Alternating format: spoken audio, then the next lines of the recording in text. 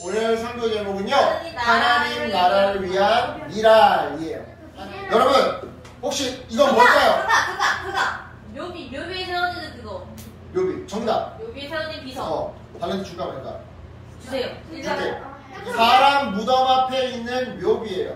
묘비에는요 그 사람의 인생을 딱 몇 마디로 또는 한 문장으로 또는 몇 문장 몇 마디로 요약한 글이 적혀 있는데요. 따라서 묘비에 적혀 있는 글은요 이 여기에 묻힌 사람의 그 일생을 몇 마디 말로 함축해서 우리에게 알려주곤 해요. 자, 예를 들어서 일생을 남을 위하여 살았고 자기를 위하여는 아무것도 한 것이 없는 땡땡땡 아무개처럼 말이죠.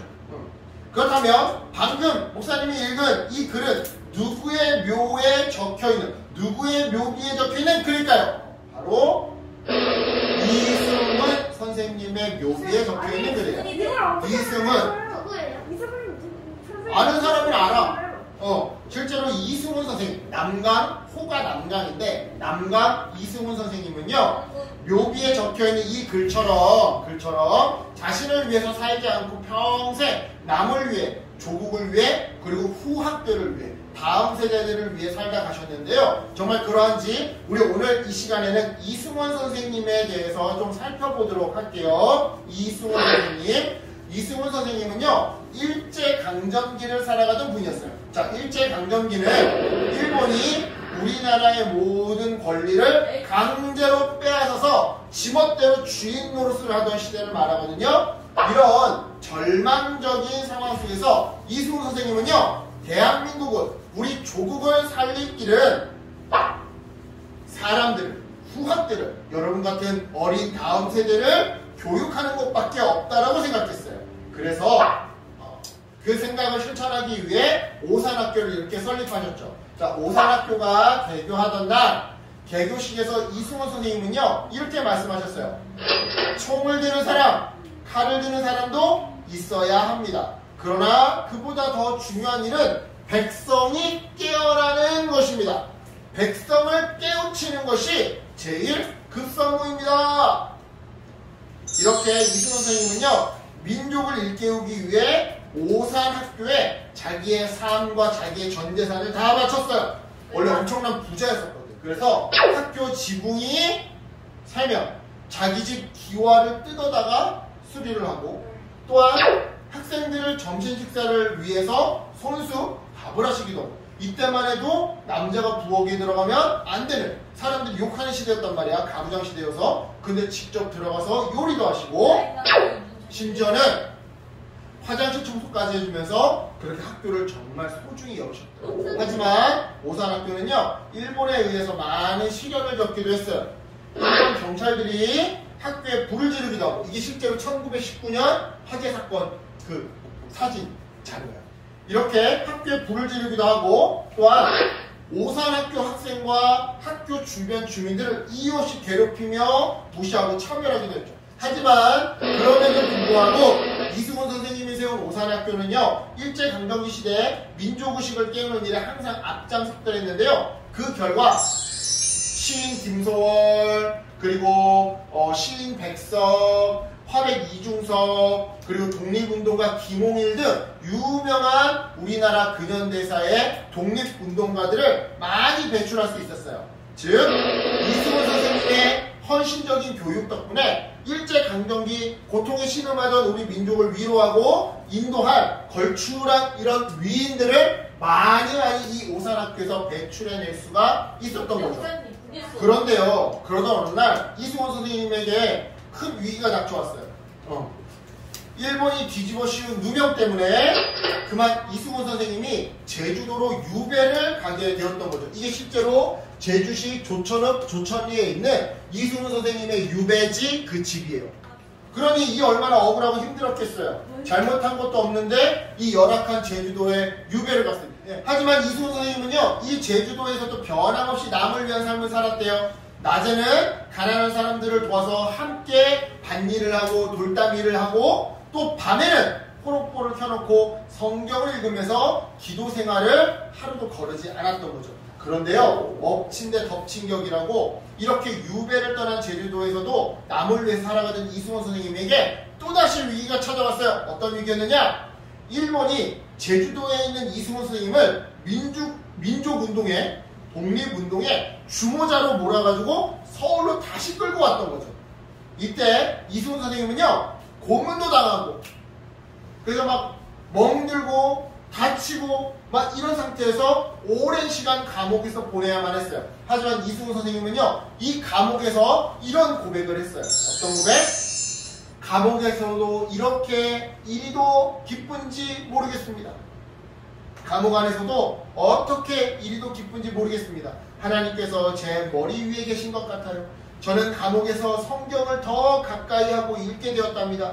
이제는 감옥이 조금 더 괴롭게 생각되지 않아요. 이승훈 선생님은요, 감옥이라는 최악의 환경 속에서도 변기 청소를 자진해서 할 만큼 어떠한 상황에서도 다른 사람을 위해 살았어요. 즉 하나님과 늘 함께하고 자기의 삶을 내어주고 헌신하는 삶을 살았던 거죠. 이후 감옥에서 나온 이승훈 선생님은요, 1919년 3.1운동을 성사시키는데 결정적인 역할을 하게 돼요. 즉 만세운동 참여를 주저하면서 망설이던 당시 교회 목사님들에게 이렇게 이승훈 선생님이 직접 말했던 거예요. 이 백성이 모두 일제 치하 속에서 일제가 강제로 괴롭히고 뺏어가는 이 지옥과 같은 상황에 있는데 당신들만 천국에 있는 것처럼 아멘 하나님 감사합니다 이러면서 천국에 있는 것처럼 내려다보면서 거기 앉아 있을 수 있습니까? 이처럼 선생님은요, 교회들의 이 주저하는 것 마음을 용기로 바꾸는데 결정적인 역할을 하셨어요. 자, 당시에 조선에 2천만 인구 중에, 당시 조선 인구가 2천만이었는데 이중 기독교인은 1%가 될까 말까 했었거든요. 그러니까 2천만에 1%니까 얼마야?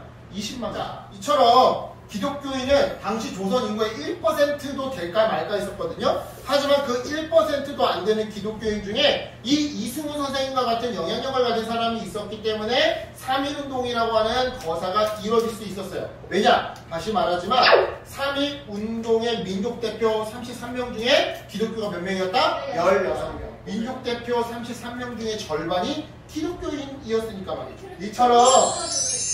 이처럼 이승훈 선생님은요, 자신의 삶 모두를 이 나라와 다음 세대에 내어주면서 교회와 나라를 위해, 무엇보다 하나님 나라를 위해 살아간 분이었어요.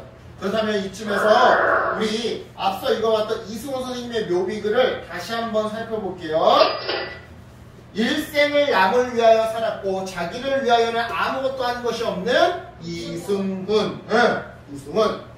자, 여러분, 이승훈 선생님의 삶에 대해서 배워본 다음에 다시 한번 이 묘비글을 보니까 이 글이 더 이해가 되고 마음에 와닿는 것 같죠? 그죠? 알고 나서 이 묘비문을 다시 읽어보니까. 그렇다면 여기서 질문! 이승훈 선생님은 어떻게 이런 삶을 살 수 있었던 걸까요? 그거는요, 이승훈 선생님보다 먼저 그런 삶을 살아가신 참 스승이 있었기 때문이에요. 그리고 그 참 스승을 바로 성경을 통해 만났고, 그렇게 성경을 통해 만난 참 스승을 그대로 따라했기 때문에 이승훈 선생님은 남을 위해 살아갈 수 있었던 거죠. 그렇다면 이승훈 선생님이 성경을 통해 만난 참 스승은 누구였느냐?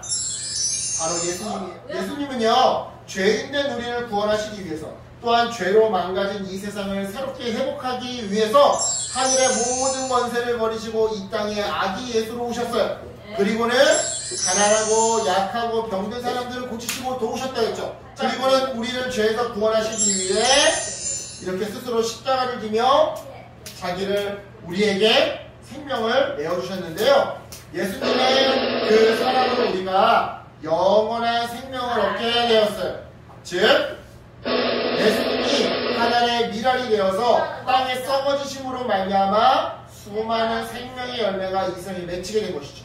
이런 맥락에서 오늘 말씀을 우리 다 같이 한 번 더 읽어볼게요. 자, 시작. 내가 진실로 너희에게 이르노니 하나님의 민이 땅에 떨어져 죽지 아니하며 하나 그대로 있고 죽으면 많은 열매를 맺는